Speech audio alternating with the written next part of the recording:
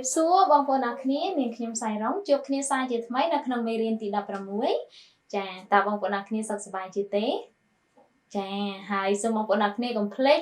លាងសម្អាតដៃជាមួយសាប៊ូឬអាល់កុលឲ្យបានញឹកញាប់មុននឹងចាប់កាន់អាហារនិងរស់នៅប្រកបដោយអនាម័យផងដែរដើម្បីនឹងទទួលបានសុខភាពល្អទាំងអស់គ្នាហើយក៏សូមផ្ដាំសួរសុខទុក្ខទៅកាន់ក្រុមគ្រួសាររបស់បងប្អូនអ្នកគ្នាតើពួកគាត់ទាំងអស់គ្នាសុខសប្បាយទេចាហើយយើងបានរៀនមេរៀន reading with phonics ជាមួយគ្នាច្រើនមកហើយខ្ញុំសង្ឃឹមថាបងប្អូនអ្នកគ្នាក៏ចេះបានច្រើនដែរអូខេអញ្ចឹងតើកាលពីសប្តាហ៍មុនយើងបានរៀនអំពីអ្វីដែរបងប្អូនទាំងអស់គ្នាអញ្ចឹងសូមបងប្អូនអ្នកគ្នាសាកគិតបន្តិចចាល្អមែនទែនគឺយើងបានរៀនអំពីការសង្កត់សំឡេងរបស់អក្សរដែលនៅខាងចុងពាក្យនិងការសង្កត់សំឡេងរបស់អក្សរដែលនៅចំកណ្ដាលពាក្យចាអរគុណច្រើនមែនទែនដែលបងប្អូនអ្នកគ្នាបានចងចាំមេរៀនហើយនឹងយកចិត្តទុកដាក់រៀនផងដែរហើយថ្ងៃនេះយើងនឹងចូលដល់មេរៀនទី16គឺជេសំឡេងជើអូខេហើយមុននឹងចូលទៅដល់មេរៀនអញ្ចឹងយើងចូលទៅកាន់ខគម្ពីរលើកទឹកចិត្តរបស់យើងជាមុនសិនខគម្ពីរសម្រាប់លើកទឹកចិត្តនៅក្នុងថ្ងៃនេះដកស្រង់ចេញពីសៀវភៅរ៉ូមជំពូក5ខ8តែឯព្រះទ្រង់សម្ដែងសេចក្តីស្រឡាញ់របស់ទ្រង់ដល់យើងរាល់គ្នាឲ្យឃើញច្បាស់ដោយព្រះគ្រីស្ទបានសគត់ជំនួសយើងរាល់គ្នានោះគឺក្នុងការដែលយើងនៅមានបាបនៅឡើយផងចាសម្រាប់ខអំពីលើកទឹកចិត្តនេះផងដែរគឺលើកទឹកចិត្តសម្រាប់នាងខ្ញុំមែនទេហើយខ្ញុំសង្ឃឹមថានឹងលើកទឹកចិត្តសម្រាប់បងប្អូនអ្នកគ្នាផងដែរអញ្ចឹងកុំឲ្យខាតពេលយូរសូមបងប្អូនអ្នកគ្នាយកប៊ិចសៀវភៅនិងខ្មាស់ដៃដើម្បីនឹងចូលរៀនទាំងអស់គ្នាចាមិនចាំបាច់តែអ្នកគ្រូប្រាប់ទេគឺបងប្អូនទាំងអស់គ្នារួចរាល់នៅក្នុងការចូលរៀនមេរៀនទី16យើងរួចហើយអញ្ចឹងកុំឲ្យខាតពេលយូរយើងចូលទៅកាន់មេរៀនទី16យើងតែម្ដងអូខេតោះចាប់ផ្ដើមចាថ្ងៃនេះដែរគឺយើងនឹងរៀនអំពីចាមេរៀនទី16ជេសំឡេងជើសូមបងប្អូនអ្នកគ្នាថាតាមខ្ញុំជេសំឡេងជើអូខេល្អមែនទែនឥឡូវនេះយើងចូលទៅដល់ការអានពាក្យប៉ុន្តែមុននឹងចូលទៅដល់ការអានពាក្យកុំភ្លេចអានឲ្យគេដែរបងប្អូនអ្នកគ្នាដើម្បីឲ្យមានភាពងាយស្រួលចាគឺអានស្រៈសំខាន់ទាំង5របស់ភាសាអង់គ្លេសជាមុនសិនដើម្បីឲ្យមានភាពងាយស្រួលនៅក្នុងការប្រកបពាក្យនិងការបញ្ចេញសំឡេងរបស់ពាក្យចាតោះឥឡូវយើងចូលទៅដល់ការអានទាំងអស់គ្នាតោះចាប់ផ្ដើម A S I O E ជេសំឡេងជើហេជើ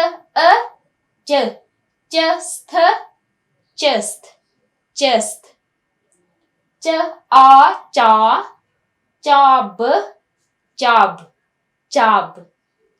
ch i chi k chig ch e che th chat ch a cha cham ចាឥឡូវសូមបងប្អូនអ្នកគ្នាអានតាមនាងខ្ញុំតោះចាប់ផ្ដើម A S I O E just job jig jet jam Good job everyone ចឹងសូមបងប្អូនអ្នកគ្នាចម្លងពាក្យទាំងអស់នេះចូលដាក់ក្នុងសៀវភៅរបស់បងប្អូនអ្នកគ្នាហើយបើសិនជាមានពាក្យខ្លះដែលបងប្អូនមិនអាច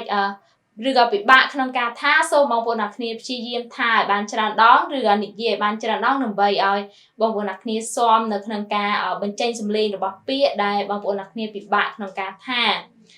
អូខេឥឡូវនេះខ្ញុំនឹងប្រែពាក្យមួយចំនួនសម្រាប់បងប្អូនអ្នកគ្នាចាអញ្ចឹងខ្ញុំនឹងប្រែពាក្យទី1ហេjust ចា just គឺប្រែថាគ្រាន់តែអូខេអញ្ចឹង jet អូខេ jet ប្រែថាយន្តហោះប៉ុន្តែយន្តហោះហ្នឹងគឺយើងធ្វើពីក្រដាសចាអាចហៅថាយន្តហោះក្រដាសអូខេ jet អូខេ good អញ្ចឹង សង្ឃឹមថាបងប្អូនអ្នកគ្នានឹងយល់ហើយប៉ុន្តែកុំភ្លេចអនុវត្តបន្ថែមនៅខ្លួនឯងនៅផ្ទះផងដែរ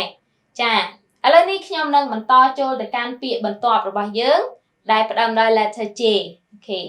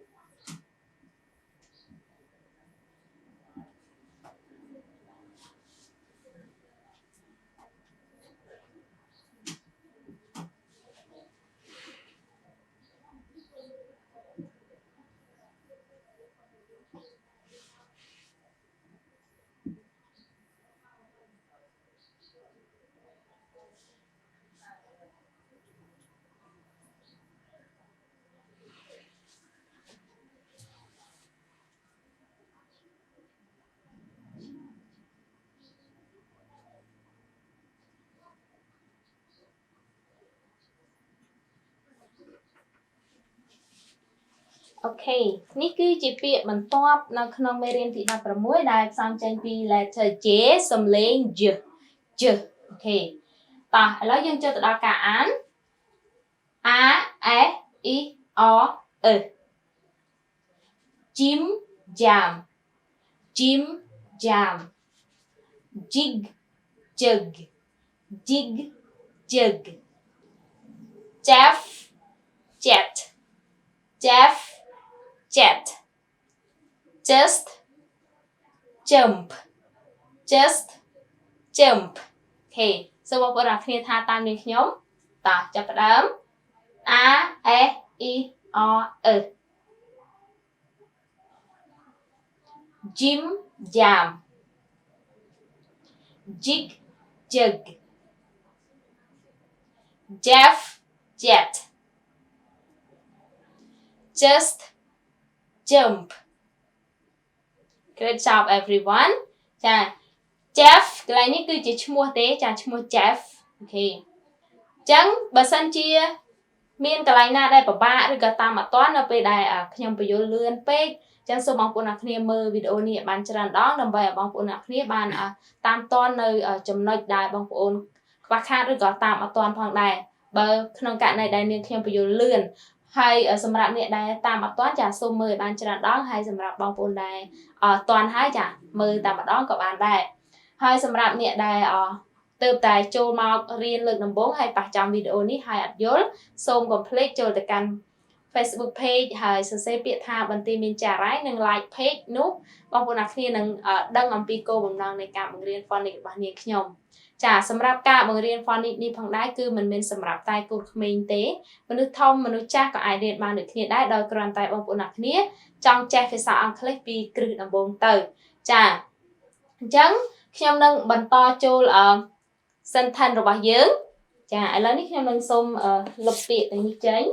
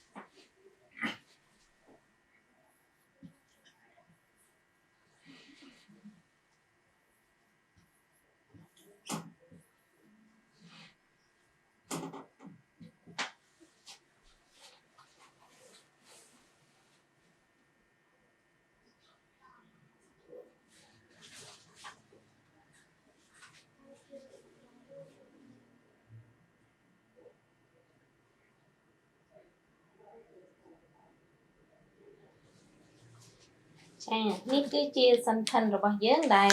យើងចាផ្សំចេញពី J សំឡេង J អូខេតោះឥឡូវអានទាំងអស់គ្នា A S I O E Can you fly like a jet jumping jack អូខេម្ដងទៀត Can you fly like a jet jumping jack អូខេ No said the jumping jack No said the jumping jack I just jump up and down I just jump up and down អូខេអញ្ចឹងសូមបងប្អូនអ្នកគ្នាថាតាមនេះខ្ញុំតោះចាប់ផ្ដើម A S I O E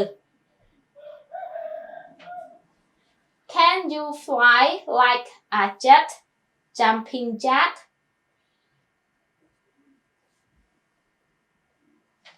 No said the jumping jack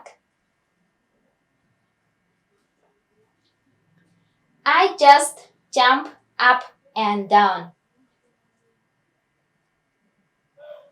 Okay, great job everyone អញ្ចឹងសូមបងប្អូនអ្នកគ្នាចម្លង sentence ទាំងអស់នេះចូលហើយកុំភ្លេចអនុវត្តបន្ថែមខ្លួនឯងផងដែរ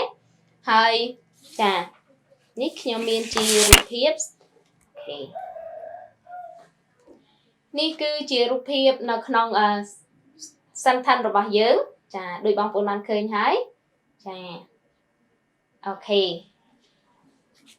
ហើយខ្ញុំនឹងបញ្យល់អំពីអត្ថន័យរបស់ sentence យើងប៉ុន្តែមុននឹងខ្ញុំបកស្រាយអត្ថន័យនៅក្នុង sentence នេះខ្ញុំចង់ឲ្យបងប្អូនអ្នកគ្នាសាកល្បងគិតដោយខ្លួនឯងអានហើយគិតថាតើអត្ថន័យនៅក្នុង sentence នេះគេចង់និយាយអំពីអ្វីឬក៏ចំអត្ថន័យថាម៉េចចាល្អមែនទែនឃើញថាបងប្អូនអ្នកគ្នាយល់បានច្រើនមែនទែនព្រោះថារៀនបានច្រើនដែរហើយអញ្ចឹងឃើញថាផ្នែកភាសាអង់គ្លេសរបស់បងប្អូនអ្នកគ្នាគឺរីកចម្រើនមែនទែនចាអញ្ចឹងកុំឲ្យខាត់ពេលយូរឥឡូវនេះខ្ញុំនឹងសរុបអត្ថន័យនៅក្នុងsentence របស់យើងតែម្ដងអូខេតោះចាប់ផ្ដើម Can you fly like a jet jumping jack ចាតើអ្នកអាចហោះដូចជាយន្តហោះបានដែរឬអត់ jumping jack ចា jumping jack គឺជាឈ្មោះអូខេតើអ្នកអាចហោះដូចជាយន្តហោះបានឬអត់ jumping jack អូខេNo said the jumping jack ទេ jumping jack បាននិយាយ I just jump up and down ខ្ញុំគ្រាន់តែលោតចុះឡើងអូខេអញ្ចឹងសង្ឃឹមថាបងប្អូនអ្នកគ្នានឹងយល់ហើយប៉ុន្តែកុំភ្លេចអនុវត្តបន្ថែមដោយខ្លួនឯងនៅផ្ទះបន្ថែមទៀតដើម្បីឲ្យផ្នែកភាសាអង់គ្លេសរបស់បងប្អូនអ្នកគ្នាកាន់តែរីកចម្រើននិងលូតលាស់ទៅមុខផងដែរមួយវិញទៀតបើសិនជាបងប្អូនអ្នកគ្នាសប្បាយចិត្តនៅក្នុងការរៀនមេរៀន Reading with Phonics ជាមួយនឹងនាងខ្ញុំសូមកុំភ្លេចចុច Share ទៅកាន់មនុស្សដែលបងប្អូនអ្នកគ្នាបានស្គាល់ដើម្បីឲ្យពួកគាត់ទទួលបានចំណេះដឹងដែលល្អនិងថ្មីសម្រាប់ពួកគាត់ផងដែរហើយថ្ងៃនេះដែរគឺខ្ញុំសូមបញ្ជាក់ម្ដងទៀតថ្ងៃនេះគឺយើងរៀនអំពីមេរៀនទី16 J សំឡេងជើចាហើយថ្ងៃនេះនៅក្នុងមេរៀនទី16គឺខ្ញុំសូមបញ្ចប់តែប៉ុណ្ណឹងហើយក៏សូមអរគុណសម្រាប់ការចំណាយពេលដ៏មានតម្លៃរបស់បងប្អូនអ្នកគ្នាតែងតែតាមដាននិងចូលរៀនជាមួយនឹងនាងខ្ញុំផងដែរហើយសូមកុំភ្លេចនៅតែបន្តចូលរួមរៀនមេរៀនបន្តទៀតផងដែរចាហើយខ្ញុំថ្ងៃនេះគឺអត់មាន homework សម្រាប់បងប្អូនទេចាព្រោះថា homework រៀងច្រើនដែរហើយអញ្ចឹងសម្រាប់មេរៀននេះគឺអត់មាន homework សម្រាប់បងប្អូនទេចាហើយខ្ញុំក៏សូមបញ្ចប់តែប៉ុណ្ណេះចាក៏សូមអរគុណហើយសូមជម្រាបលាសូមឲ្យព្រះអង្គប្រទានពរនិងជួបគ្នានៅវីដេអូក្រោយ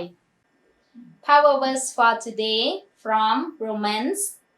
chapter 5 verse 8 But God demonstrates his own love toward us in that while we were still sinners, Christ died for us.